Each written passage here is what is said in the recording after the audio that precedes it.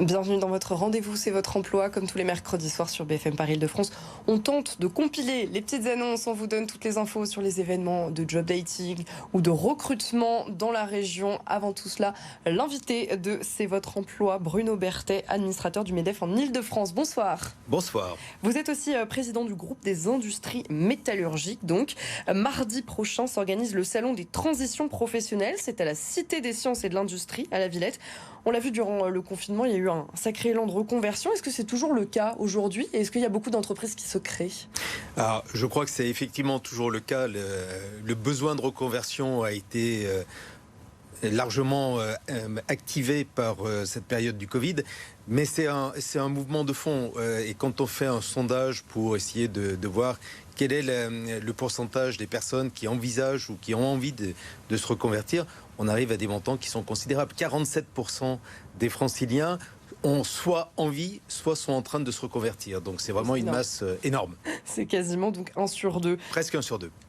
Alors, quelles sont les envies des personnes qui souhaitent se reconvertir? Souvent, on a envie de créer son entreprise.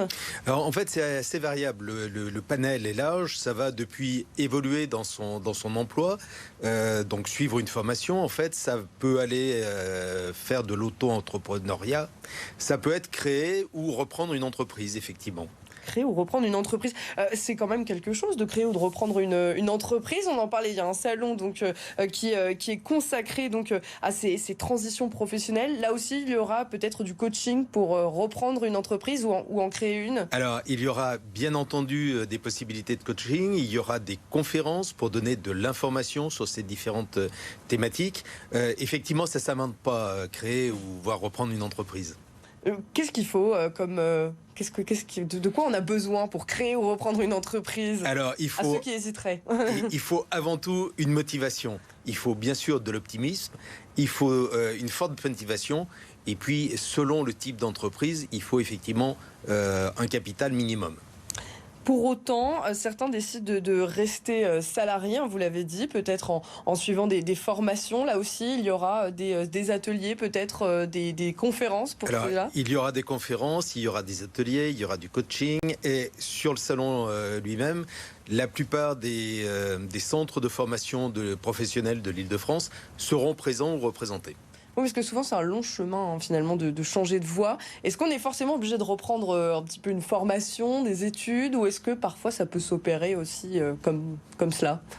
Alors, ça dépend ce qu'on appelle comme cela. Il y a beaucoup d'entreprises qui, effectivement, à l'intérieur même de l'entreprise, assurent une évolution à leurs salariés en leur faisant ce qu'on appelle une formation sur le tas. Néanmoins, il y a une offre extrêmement large qui est offerte par les différentes branches professionnelles, par des organismes extérieurs, par la Chambre de commerce et d'industrie. Et donc, la capacité d'aller se former, de bénéficier de cet accélérateur de transformation est quand même fondamentale.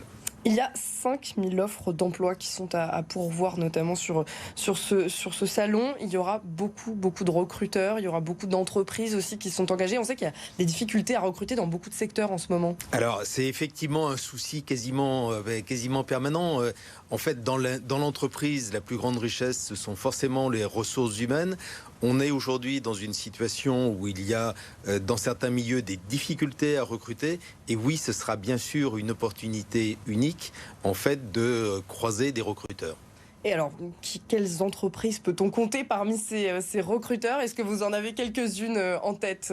Alors, le panel, là aussi, est extrêmement large. Hein. On a vraiment, dans les entreprises présentes, à peu près tous les types de corps de métier, depuis les services jusqu'à l'industrie, en passant par le bâtiment ou les assurances. Faut-il finalement s'inscrire pour participer à ce salon? Faut-il déposer un CV ou est-ce qu'on peut venir les mains dans les pages? Alors c'est bien sûr mieux de déposer un CV. Il y a un site en ligne qui est déjà utilisable, déjà activable. Hein, c'est www.salon-transition au pluriel-professionnel au pluriel.fr. Merci beaucoup. Et donc sur ce site, on peut déposer son CV, on peut s'inscrire pour les conférences. Dès maintenant, les conférences auxquelles on pourra assister soit sur place soit en ligne, à la Villette, soit en ligne. Merci beaucoup Bruno Berthet. Je le rappelle, vous êtes administrateur donc du MEDEF en Ile-de-France. Le salon des transitions professionnelles est donc organisé mardi prochain, le 29 novembre. Ça se passe à la Cité des Sciences et de l'Industrie. C'est avenue Corentin Cariou dans le 19e arrondissement à la Villette. Ça dure toute la journée de 9h à 18h et le salon est donc aussi retrouvable en ligne sur le site www.salon au singulier-transition au pluriel-professionnel au pluriel.fr. On passe à nos 3 infos.